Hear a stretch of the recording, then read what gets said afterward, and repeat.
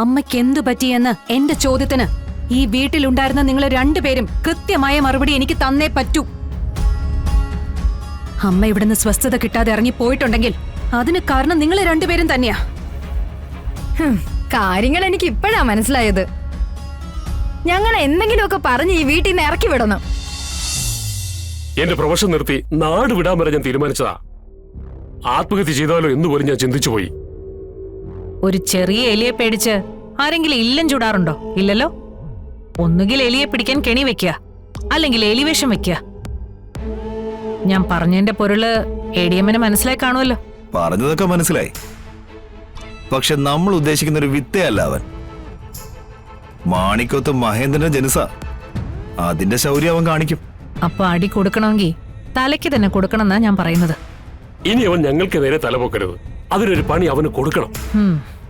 കേട്ടെടുത്തോളം ശക്തി കൊണ്ടും ബുദ്ധി കൊണ്ടും അവനെ നേരിടുന്ന പ്രയാസമാ.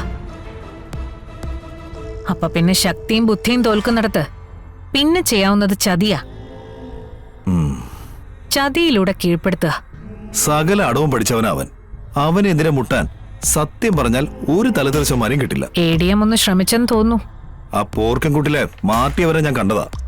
രഹസ്യമായിട്ട് കുറച്ച് കാശും കൊണ്ടുപോയി ഞാൻ കൊടുത്തു. മാണിക്കോത്ത് ശിവനെയാണ് അടിക്കേണ്ടെന്ന് പറഞ്ഞപ്പോ വാങ്ങിയ കാശ് തിരിച്ചു തന്നു. ഇനി അവിടെ നിന്ന് ഞാൻ അടികൊള്ളുന്നു വരെ അവൻ പറഞ്ഞു. അവൻ കാലന് കഞ്ഞുവെച്ചാരോ മേഡം. എനിക്ക് അനുഭവമുള്ളതാ. അടി തുടങ്ങിയാൽ ആ പിശാചുവിന് അടി നിർത്തില്ല. ഞാനും കേട്ടിട്ടുണ്ട് അവന്റെ താണ്ഡവത്തെക്കുറിച്ച്. ഒരവസരം കിട്ടാൻ വേണ്ടി ഞാനും കാത്തിരിക്ക. നമ്മുടെ ഒപ്പം നിൽക്കുന്ന ഏതെങ്കിലും ഒരു പോലീസുകാരന് പരിചയമുണ്ടോ? നമ്മൾ പറയുന്നത് കേട്ട് നമ്മുടെ തഞ്ചത്തിന് നിൽക്കുന്ന ഒരാള്, കൊടുക്കുന്ന കാശിന് ആത്മാർത്ഥത കാണിക്കുന്ന അങ്ങനെ ആരെങ്കിലും? അതുണ്ട്. ചങ്ക് വരെ പറിച്ചു തരുന്ന ഒരു മുതലുണ്ട്. എങ്കിൽ നമുക്കൊരു കളി കളിക്കണം. ഒരു പുതിയ കളി. ശിവനെ ഞെട്ടിക്കുന്ന കളി. ഇത് വിജയിച്ചാൽ അവൻ വീഴും. ഒരിക്കലും എണീക്കാത്ത വിധം.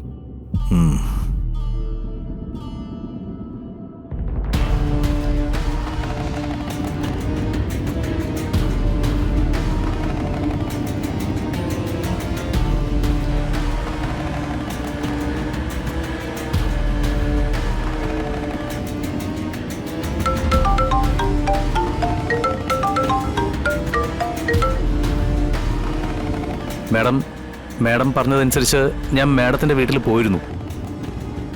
പക്ഷേ അസ്വാഭാവികമായിട്ടൊന്നും എനിക്ക് അവിടെ നിന്ന് കണ്ടെത്താൻ പറ്റിയില്ല. മാഡത്തിൻ്റെ അച്ഛനുമായിട്ട് സംസാരിച്ചു.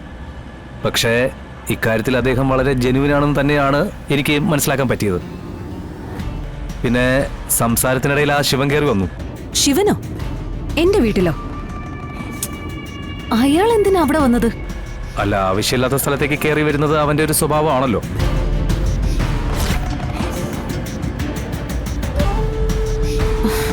ശരി, ഞാൻ വിളിക്കാം.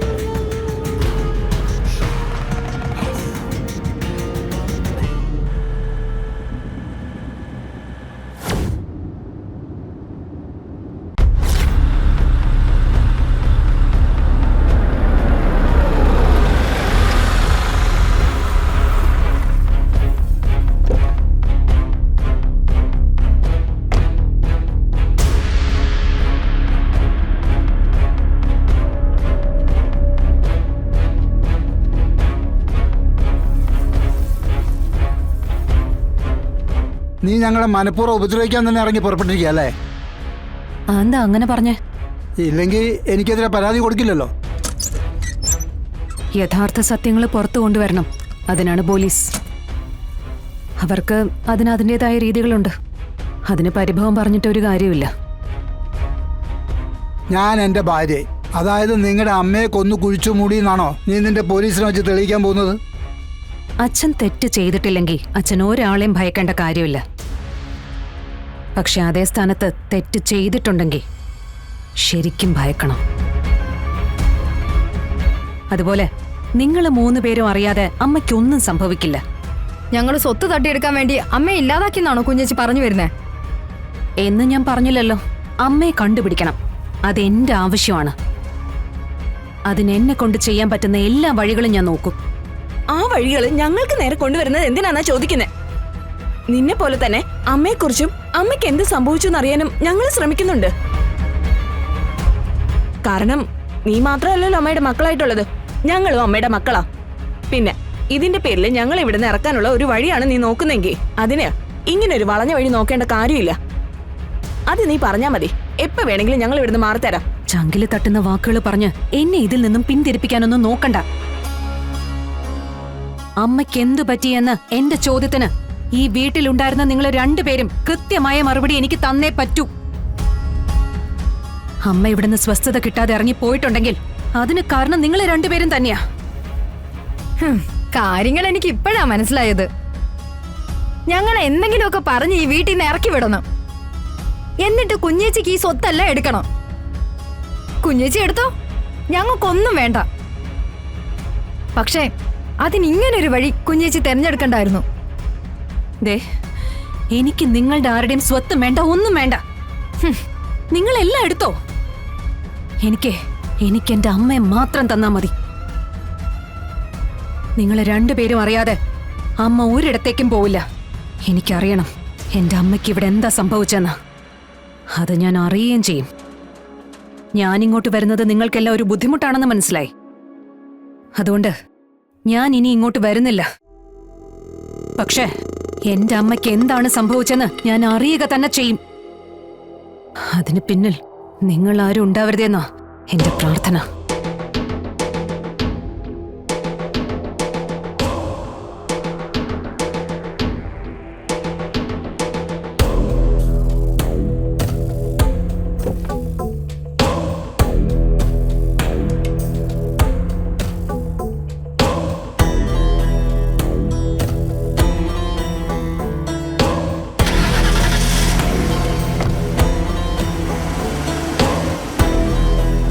കേട്ടില്ലേടി അവള് പറഞ്ഞിട്ട് പോയത്?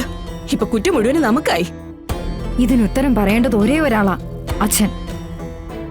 അച്ഛൻ മാത്രം.